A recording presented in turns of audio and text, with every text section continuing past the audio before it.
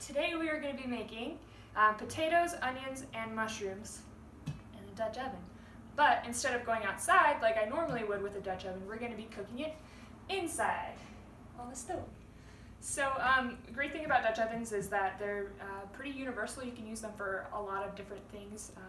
You can even use them in the oven, so that's pretty cool. Today what you're going to need is 5 potatoes, pre-washed. Well, wash them. An onion. I normally would use a whole onion, but I only had half an onion. So we're doing half of an onion today. You'll need a cutting board, a knife, and then salt and pepper, mushrooms. I love mushrooms, along with cream of mushroom soup. For the liquid in a Dutch oven, you really can use anything.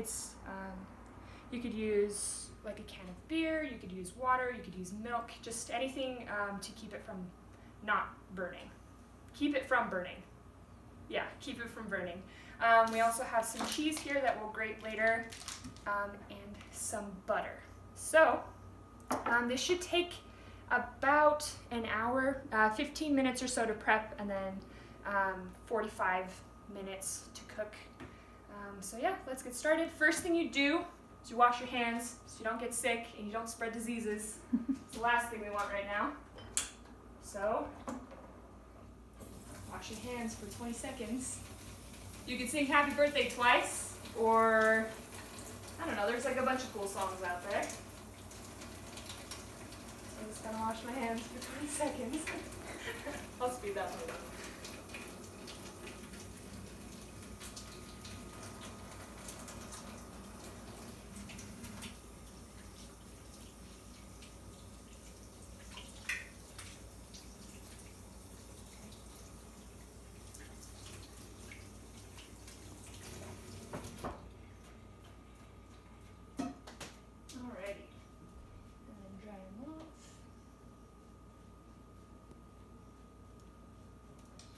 Okay, so let's go ahead and start chopping up some vegetables. I'm gonna put in that fancy bowl right there. Set this aside. When you're chopping on a cutting board, always make sure that it's not moving around. You want this to be as safe as possible. So if your cutting board is kind of moving around, you can just use like a wet dishcloth or a damp dishcloth, and then set it on top so that it's not moving as much. Alrighty, and let's get to some potatoes. Alright, so when you're chopping with a knife, 9 times out of 10 I see people chopping with a knife like this. And you don't really have a whole lot of control, and that's really dangerous. So I suggest you put your pointer finger and your thumb on the knife like this, and then your fingers kind of wrap around the handle like that. This way you have more control, and you're not kind of, flailing all over the place. So when you chop something, instead of putting your hands like this, you want your fingers to be kind of curved in a claw shape, and then when you cut, the blade just gently brushes up against the side. This way you don't chop off any of your fingers, just like that. All right, and then when you cut down, instead of just chopping down straight like this, you kind of want to do like a rocking motion. So I'll do it really slow so you guys can see. Chop down. Come forward, chop down, come forward. So as you can see, this top part of the blade pretty much stays, if not in contact with the cutting board, close enough to the cutting board all throughout. All right, and then we just want relatively thin slices of potato like this.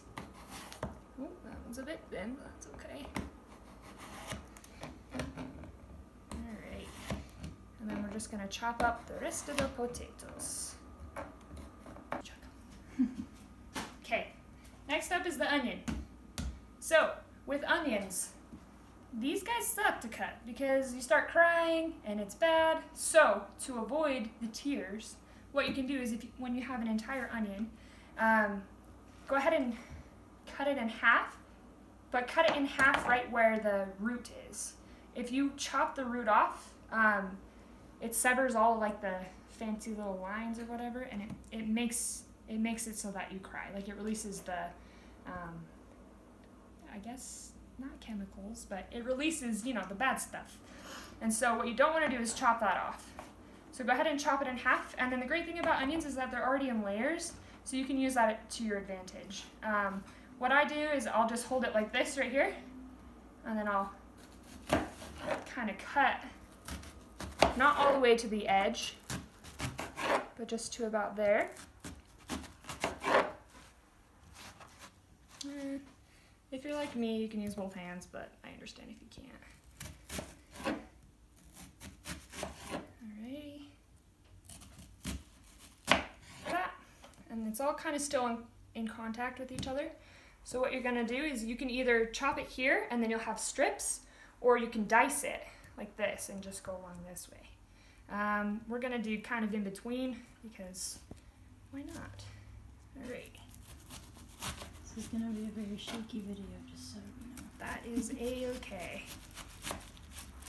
I ain't never done one of these before, so it's all good. Alrighty. And then, look, no tears. Woo! Like a boss. Okay, and so this is probably like a medium chop. If you want it to be finer than that, you can just make the lines closer together when you're cutting. But yeah, so that's good for what we're going to be doing today. Alrighty. Okay, now is the fun part. So we're going to take our Dutch oven and we're going to come over to the stove.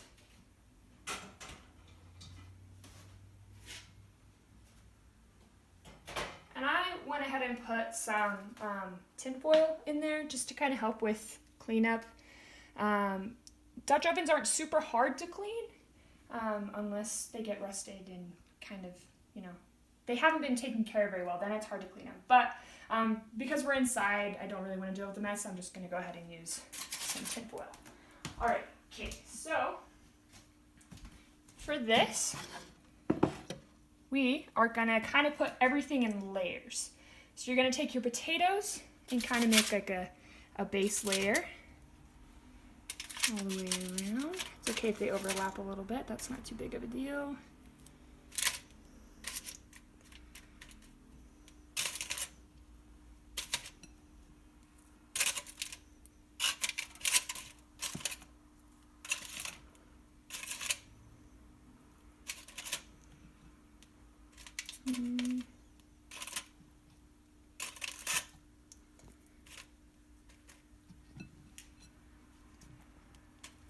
Make sure that it looks nice and not pretty, because that's what this looks like. Nice and not pretty. All right, okay, and so once that first layer is down right there, we're gonna go ahead and get some onions. Just bring over the whole cutting board. And you're just gonna kind of layer it on top.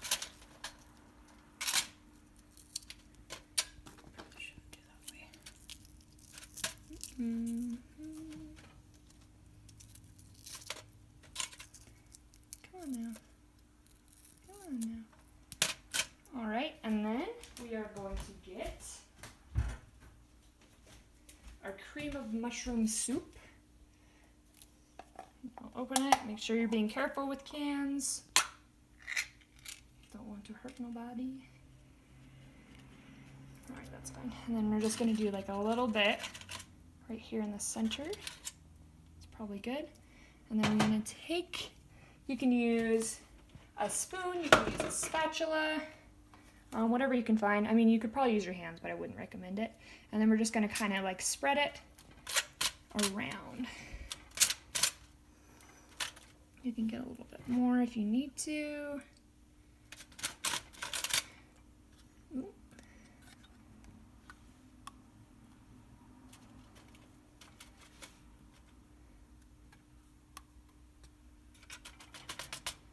Alrighty. Yum, yum, yum.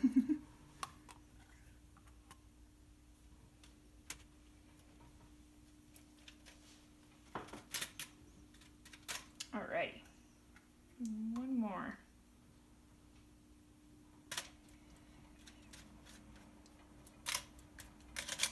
Okay. So just like that. I'm gonna go ahead and just rip that off right now.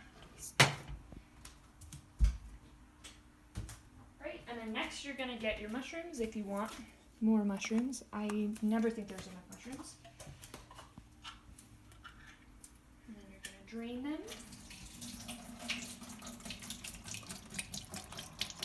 I'm not gonna use the entire can of mushrooms just because there's other people eating this too. Yep. Oh, okay, well then maybe we will use the whole thing. Okay, and then just gonna kind of sprinkle those on top. Maybe. Oh,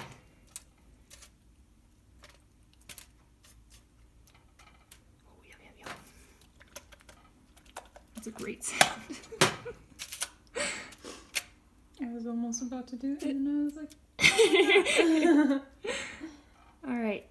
Okay, and then we need to get some cheese. So I thought I had a cheese grater, but I don't have a cheese grater. Well, I do, but it's way too fine. So I'm just gonna chop some real quick.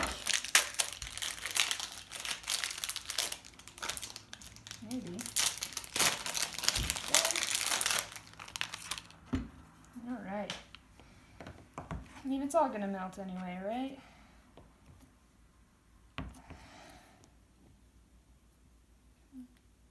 One thing you can do when you're cutting things is if you can't like push it down all the way with just the one hand, you can use your opposite hand to kind of guide the blade as well. This works especially well for like cheese.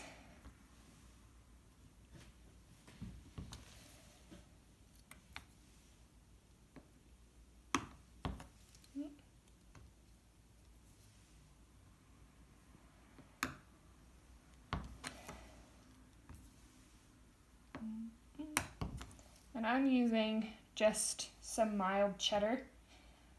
You could use any type of cheese you'd like. There's a lot of great options out there. Alright, that's probably good for this layer. Woo. Come back over here, and I'm just going to kind of break it up and kind of crumble it over everything. This is what you do when you can't go out and get a cheese grater. Whoops, and that's fine.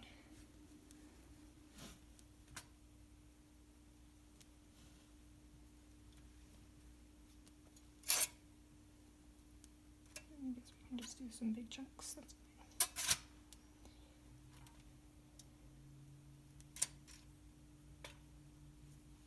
fine. Alrighty.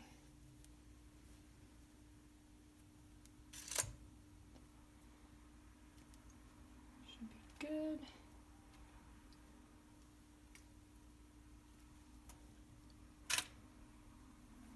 This is like one of those tasty videos, but a lot less cool. still cool. Okay. Perfect. Okay, and now you're gonna get your spices. Whatever you'd like. We got some garlic salt. And keep in mind, we are gonna be layering it again. So try not to go overboard with the spices.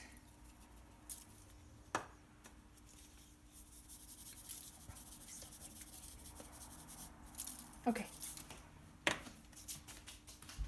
Alright, and then we're gonna add some butter just to give it some more liquid in there. I'm gonna melt some real quick. When you're melting butter, I find it's best if you go by 10-second increments so that you don't burn it. And I've got about 2 tablespoons of butter, maybe a little bit more. I like butter, so here's a lot. All right, and as you see there, like it really hasn't melted a whole lot, but it kind of has down in the bottom. So we'll put it in for 10 more seconds.